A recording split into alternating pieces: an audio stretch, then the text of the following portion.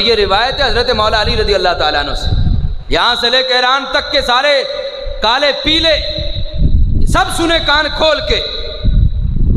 آج بک بک کرتے ہیں 18 ذوالحج کا نام لے کر، بہانہ بنا کر عید غدیر کا، حضرت عثمان رضی اللہ تعالیٰ پہ تبرع کرتے ہیں۔ ہم ایسے ملعونوں کو بتانا چاہتے ہیں جس طرح سارے صحابہ کرام سے تمہارا کوئی تعلق نہیں، حضرت مولا علی سے بھی تمہارا کوئی واسطہ نہیں۔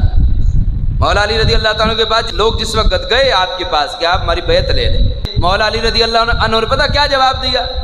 فرمان لگے واللہ انی لا استحی من اللہ ان ابایی قوما قتلوا رجلا قال له رسول اللہ صلی اللہ علیہ وسلم الا استحی ممن تستحی منہ الملائکہ وانی لا استحی من اللہ ان ابایی وعثمان قتیل علی الارض لم یدفن بعد۔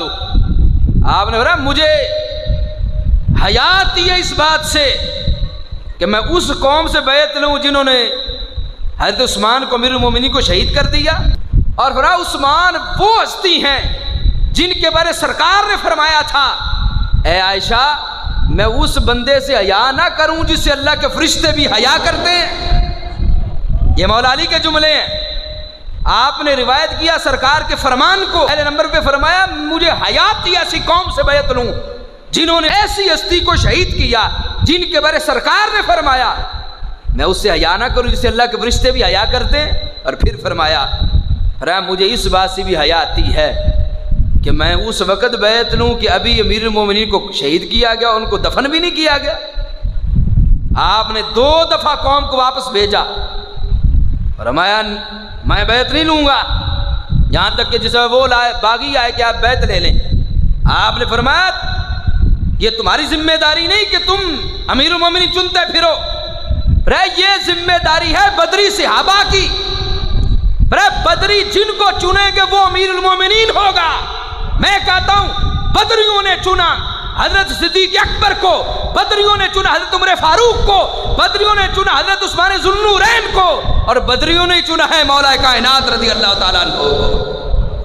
مولا علی فرماتے ہیں امیر المومنین کا انتخاب یہ بدری صحابہ کی ذمہ داری ہے۔